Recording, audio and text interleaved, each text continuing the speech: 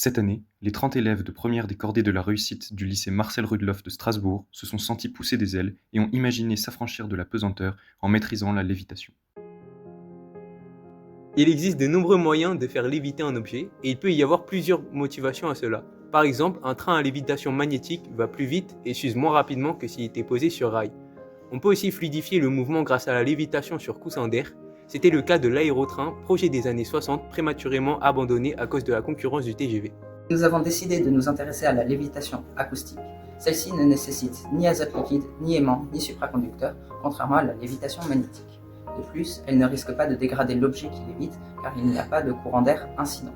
Elle offre des possibilités d'application multiples, notamment en médecine, chimie de précision, sciences des matériaux, l'industrie, etc. pour manipuler des éléments en limitant les contacts avec d'éventuelles impuretés. Pour cela, nous avons fait un constat de départ. Lors de nos cours de spécialité de physique-chimie et de séances de cordée, nous avons appris que le son, en tant qu'onde mécanique, devait transporter de l'énergie, probablement exploitable pour soulever une petite bille en polystyrène. Nous avons tout de suite voulu vérifier ce fait. Dans le laboratoire de physique du lycée, nous nous sommes procuré un émetteur à ultrasons. Celui-ci fonctionnant à 40 kHz, nous avons également utilisé un générateur de fonction afin d'envoyer un signal électrique sinusoïdal de cette fréquence à l'émetteur. Nous avons ensuite posé une bille de polystyrène sur l'émetteur et l'effet était saisissant. Elle se faisait expulser, donc le son exerce bien une force sur l'objet. Mais ce n'était qu'un début, la bille n'était pas réellement soulevée et en plus elle n'était pas en place. Deux problèmes pouvaient alors être mis en évidence. Il fallait à la fois la soulever et la stabiliser. Nous avons donc dû nous répartir le travail. Alors que nous étions déjà répartis en 3 groupes, chaque groupe a dû se répartir en 2 équipes, une pour soulever la bille, l'autre pour la stabiliser. Mais les équipes de stabilisation ont trouvé une solution double. Lors de leurs recherches bibliographiques, elles ont découvert la notion d'onde stationnaire, que nous avons pu voir plus en détail en cours.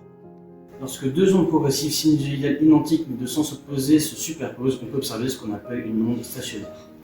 Une onde stationnaire, on l'appelle ainsi parce que, contrairement à une onde mécanique progressive, elle ne se propage pas dans l'infini. Cela fait apparaître des points d'annulation constante appelés des nœuds et des points d'amplitude maximale appelés des ventres. Nous avons pu visualiser ce phénomène grâce à l'expérience très connue de la corde de Meld où l'onde se propageant le long de la corde est l'analogue du son. L'idée nous est donc venue d'opposer 2 ondes sonores identiques, donc fournies par le même générateur, en mettant 2 émetteurs face à face. La bille devait donc être piégée juste en dessous d'un nœud, là où la force de pression compenserait exactement le poids. Nous avons donc décidé de rapprocher les 2 émetteurs et de les aligner parfaitement.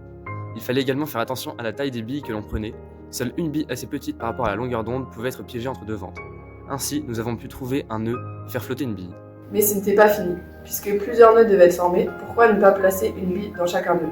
Et ce fut une réussite. Une fois une bille placée, nous avons trouvé un deuxième nœud assez proche, puis il suffisait de placer une troisième bille à la même distance.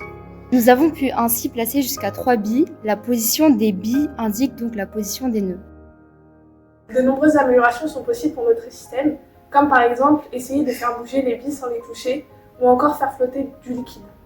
Mais la conclusion est que nous connaissons le phénomène d'onde stationnaire et que nous savons l'utiliser pour faire léviter un objet. Excellent, merci.